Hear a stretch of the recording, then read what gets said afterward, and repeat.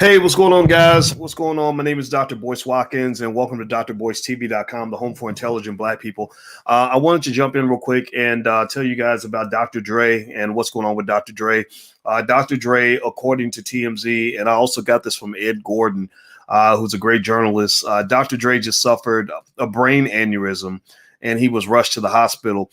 And so, first of all, I want to start off by saying that prayers up, heart goes out to Dr. Dre and his family. I hope that it works out. I hope that he's okay. And I think that the reason I wanted to talk about what's going on with Dr. Dre right now is because, I obviously he's a Black man, and there's a lot of Black men in here right now. A lot of you have Black men that you love and that you care about. And I was doing research on brain aneurysms. And one of the things that I found is that Black men in general, that we are at high risk of brain aneurysms. And I thought that this would be an interesting opportunity for us to not just give a shout out for Dr. Dre and his family and wish them the best, but also to talk about aneurysms and what that actually means and what's going on in your body. Because I told you guys, I might talk about what's happening with a celebrity, but I'd also rather talk about you and what we can learn from that whole experience. And so do me a favor, if you could, please hit the thumbs up button, share, and subscribe button if you haven't done it yet.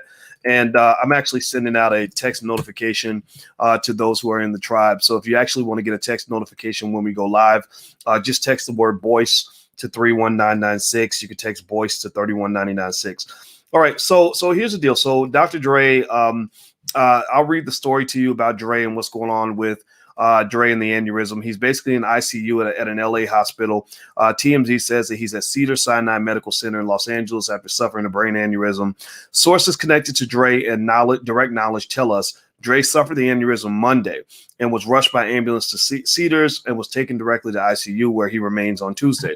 Our sources say the 55-year-old music mogul is stable and lucid, but doctors don't know what caused the bleeding, and they're doing a battery of tests. As you know, Dre's in the middle of a very contentious divorce with his estranged wife, Nicole. I'm not going to read much more of that. Of course, TMZ likes to talk about the gossipy stuff. I'm not going to get into that. That's his divorce. That's, I don't know what part that plays in all of this.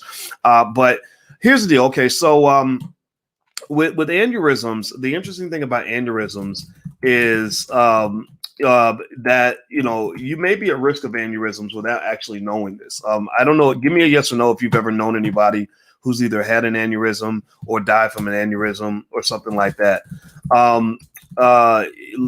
Give me a yes or no.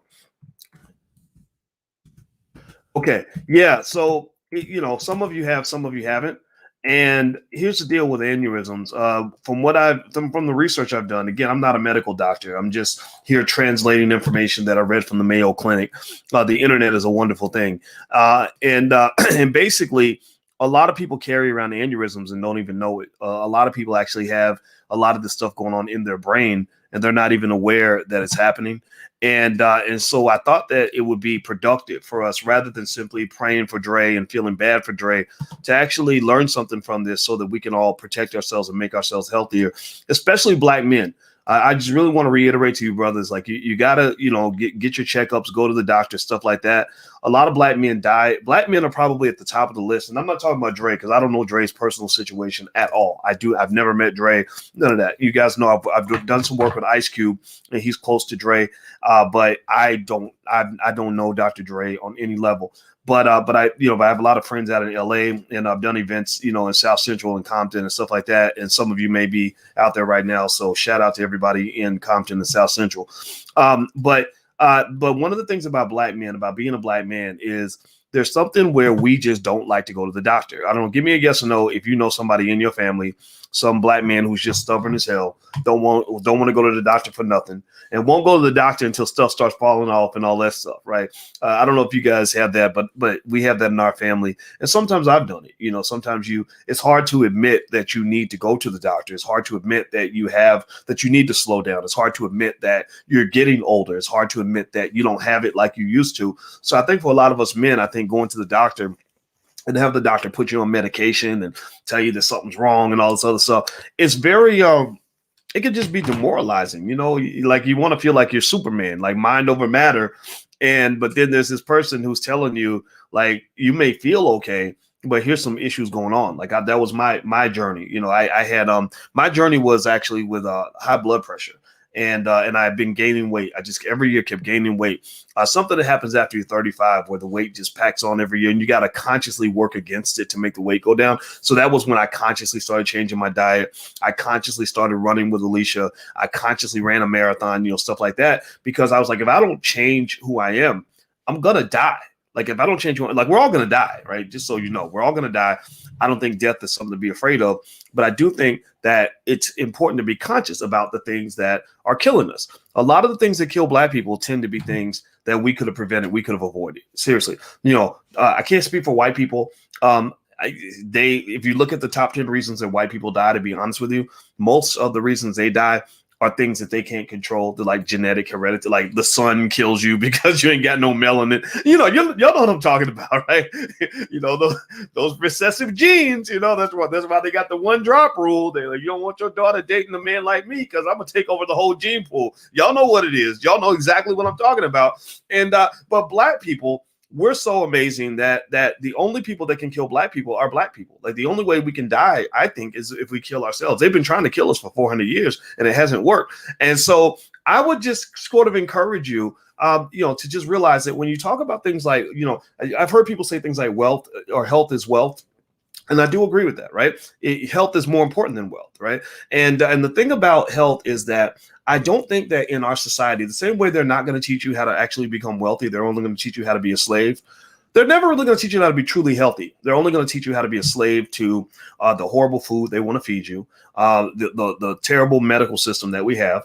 The whole time we've been going through this pandemic, you know, all this, you know, screaming and crying about all the death that's happening, but never once have they really taken time to kind of say, you know, if you strengthen your immune system, you could actually fight off the virus a lot better than if you have a weak immune system. You know, I had Nathaniel Jordan, the Minister of Health, come through, and he really broke it down real well and basically said, here's how you get past this. And I'm gonna tell you, I'm just my experience.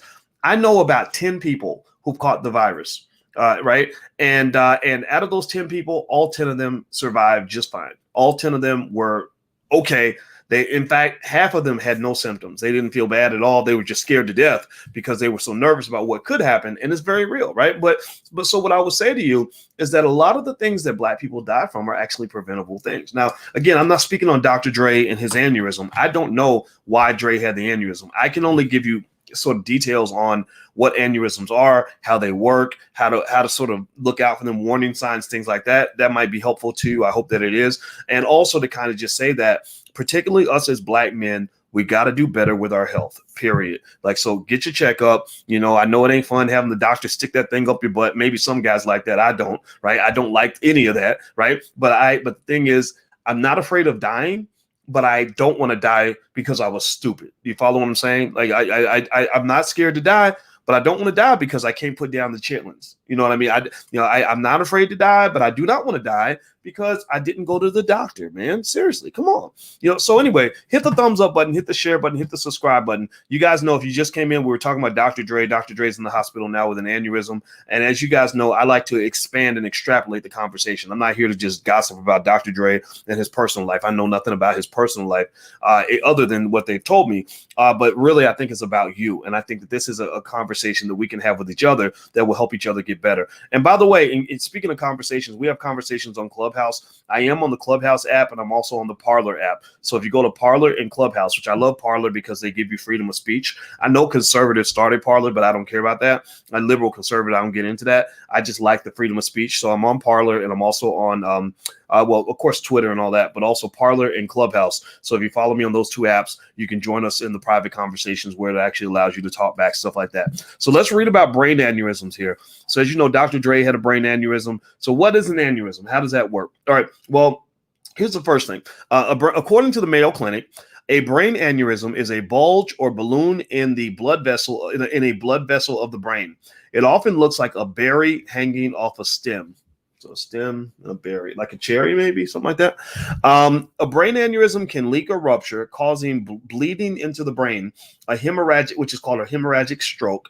Most often, a ruptured brain aneurysm occurs in the space between the brain and the thin tissues covering the brain.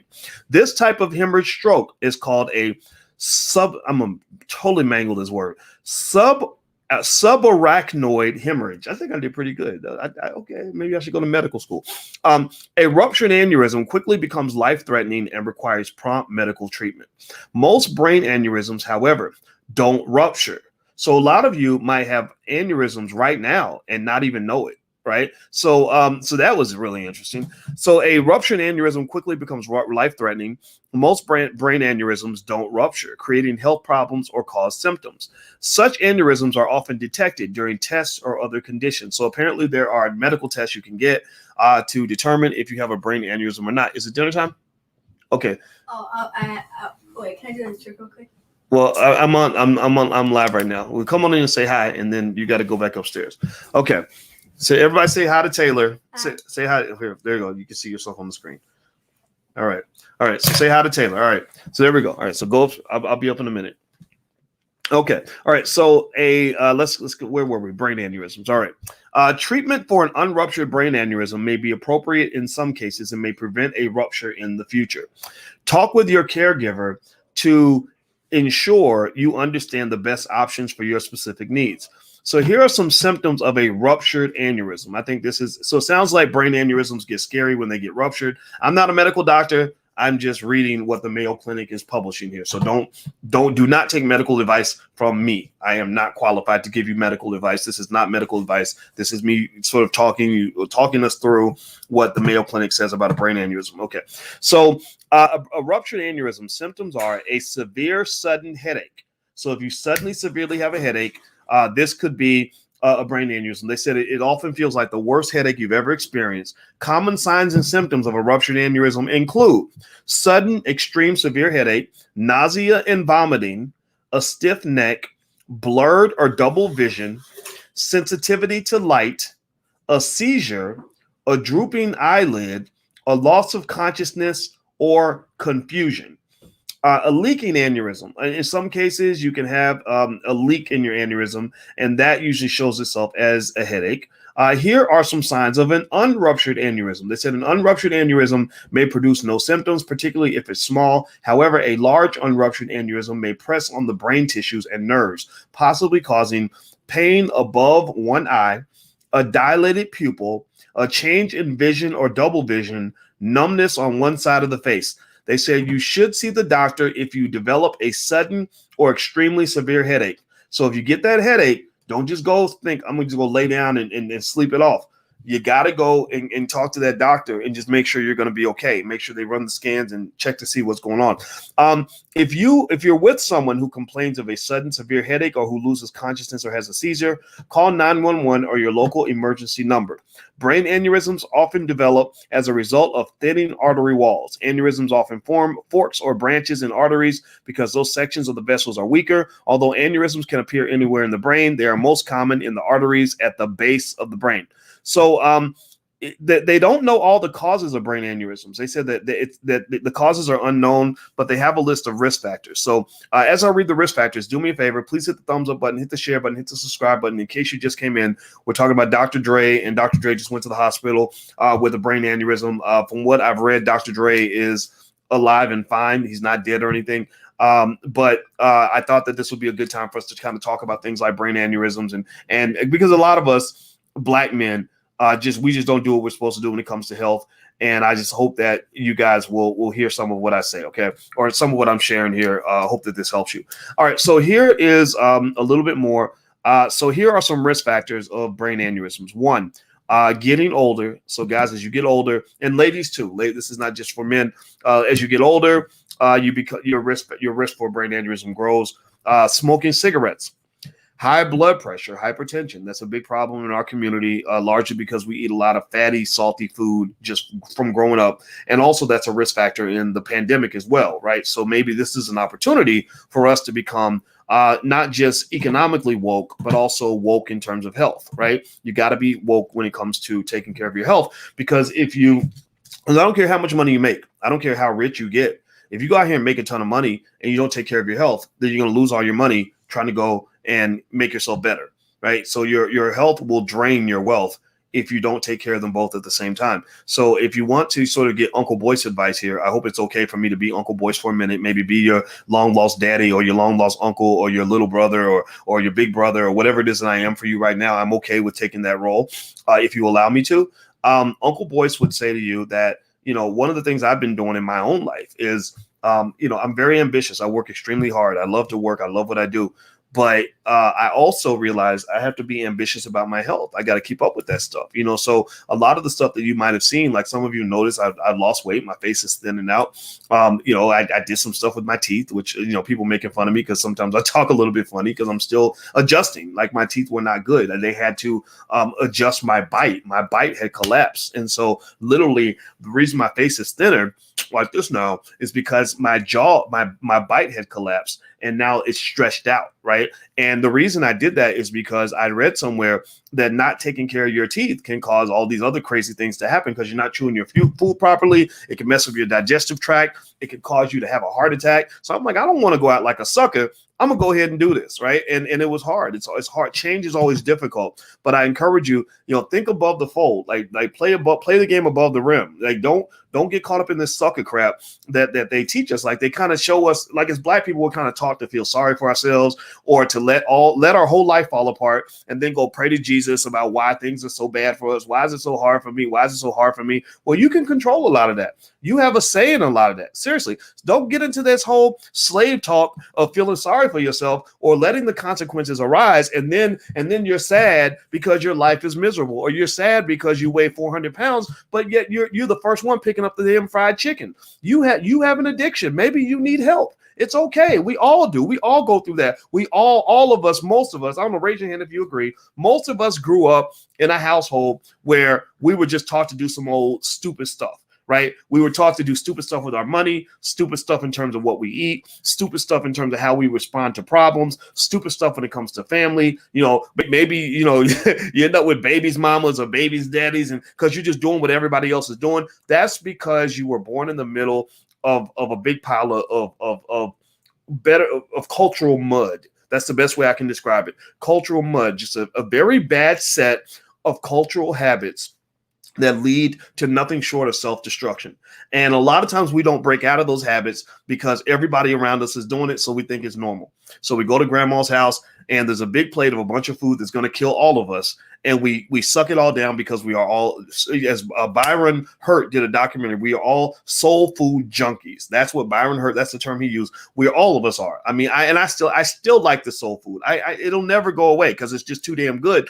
But like I love the soul food the way I love a Black woman's body. And y'all know what I'm talking about. Those are two addictions, two things I love that are never going to go away. I love the juicy curds and I love the juicy chicken, but there's a way to kind of evolve and to open your mind to other ways to do things that are not going to get you in trouble. Whether you're talking about, being a man who likes women, or you're talking about being a man who loves soul food. We all love what we love, and it's okay to accept that. But it's also important to embrace change and growth.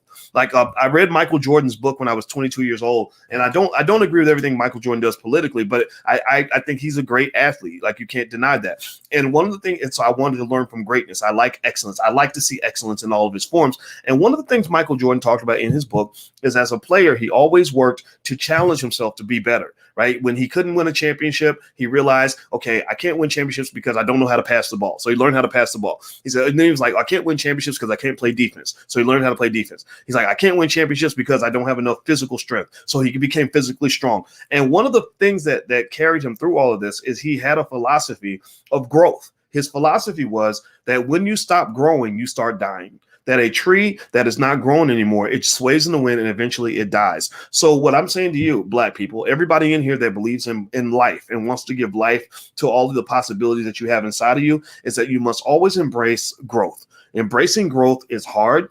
It is not normal.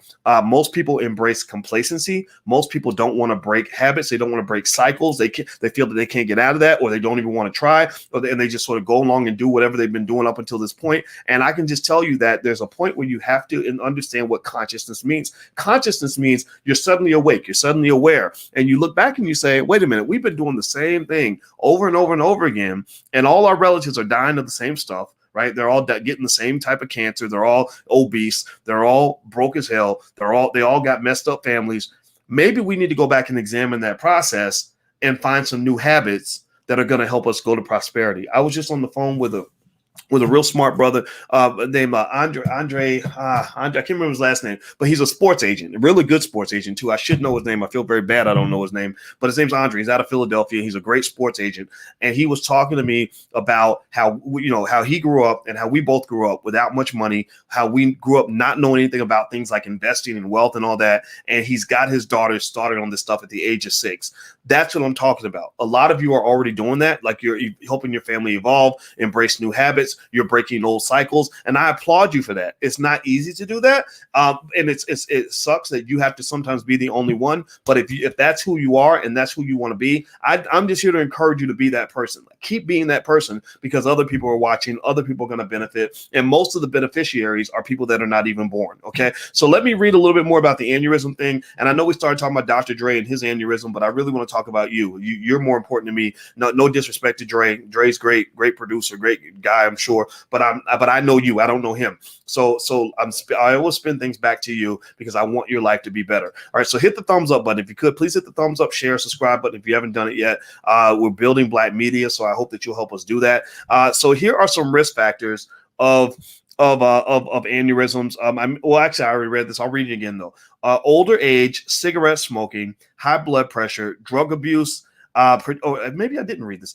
Older age, cigarette smoking, high blood pressure, drug abuse, particularly the use of cocaine, and heavy alcohol consumption. So alcohol and drugs obviously are a big problem. Cigarette smoking is a problem. Getting old, you can't stop that part. I imagine when they throw in high blood pressure, beneath that in the small print, I'm seeing, fried chicken and, the mac and cheese and overeating and obesity and all that stuff. And then you could probably throw in things like stress. And this is what's fascinating too, is that when they study, there was a Harvard professor that did a study on racism and many things like microaggressions. You give me a yes or no if you've heard that term, microaggression, where they talk about microaggressions are the little jabs they throw at you every day when you go to work. Every day you get up and you go work for a white man and they treat you like crap because you're black. Well, that's microaggression, right? And the Harvard professor found that these microaggressions actually kill you. That one of the main reasons that black men die so young is because of the stress and pressure that comes with being a white man trying to survive. Being a black man trying to survive in a white man's institution. Right? That literally when you're institutionalized by white supremacy, that the stress and the pressure, the jab of the microaggressions, the consistent pain that you experience from that racism, constantly getting your feelings hurt, constantly being enraged, being mad every single day you go to work, to the point where your cortisol in your brain is building up, where you got to punch the wall just to get ready to go on the job. Those things kill you. So do you understand me? If I leave you with nothing today, and if you remember nothing from this conversation, I want you to understand this. When they say health is wealth, they can also flip it and say that wealth is health, that those two things are connected. When you have enough wealth where you can quit that job and walk away from whatever that white man is doing to you every day, you're literally extending your life. I bet you that if they compare the life expectancy of black men who are financially secure and the life expectancy of black men who have to work on the corporate plantation, I bet you that the financially secure black men live longer and they're definitely smiling a lot more. Same thing is true of women. Anybody in here who's achieved financial security or quit their job can testify. Please testify in the chat so other people will know that I'm not talking crazy here. These things are connected. Do you understand the words that are coming out of my mouth? I hope that you do. Okay. So anyway, that's all I want to say. I hope Dr. Dre gets better. God bless you, man. I wish you and your family the best. That divorce, it looks like it's getting messy. She's trying to go get a whole lot of his money. And I just hate that. Divorce is a big wealth killer. Actually, studies show that in divorces, the average net worth of the husband and the wife drops by about 70%. And she's trying to go back and get money that he made back when he was with NWA. And last time I checked, there wasn't no female members of NWA. So I think, it's almost like with those basketball players when they say you wasn't shooting jumpers with me in the gym. But she's trying to go back to the 90s and get money. So I wish him the best with that. But that type of thing, those are the little things you got to look out for when you talk about protecting your wealth and protecting your health. And I'm not just talking about financial health or physical health also your mental health. So protect your spirit from situations that are going to deplete it, but you got to be creative in your thinking in order to do that. Kabish, got it? Give me a yes in the chat if you follow what I'm saying. Okay. All right. So if you could, please hit the thumbs up button, hit the share button, hit the subscribe button if you haven't done it yet. Also, if you're interested in going deeper on this corporate plantation thing, the Black Wealth Bootcamp starts on the 7th. So we got one more day till the boot camp. So if you'd like to join, we haven't done a boot camp in 4 years. It's really fun. It's really amazing. You're going to love it. So feel free. And if you don't love it, you just let us know. We give you your money back. So feel free to go take a look at it if you want to. You can go to blackwealthbootcamp.com. That's blackwealthbootcamp.com. Thank you guys for listening. And God bless you. Have a good day. I'll see you soon. Take care. Peace.